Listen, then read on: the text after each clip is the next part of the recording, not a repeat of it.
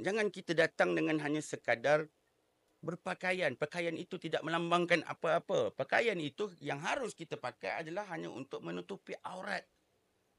Tidak melambangkan kebaikan kepada diri seseorang. Tambahan pada hari ini, ada sahaja orang yang merompak, orang yang merogol, orang yang berzina, yang memakai jubah, memakai sorban. Mungkin ada kisah-kisahnya yang berlaku juga di sebaliknya yang kita tidak tahu. Pengucapan itu bukanlah yang tanda aras bagi seseorang untuk dikatakan, oh dia baik. Tidak. Tetapi dari segi perbuatan, daripada segi pengamatan yang berlaku, dilaksanakan pula di dalam kehidupan secara bermasyarakat, itu merupakan satu entiti, satu keperluan yang perlu berlaku di dalam masyarakat pada hari ini. Kita perlu ingat, kan?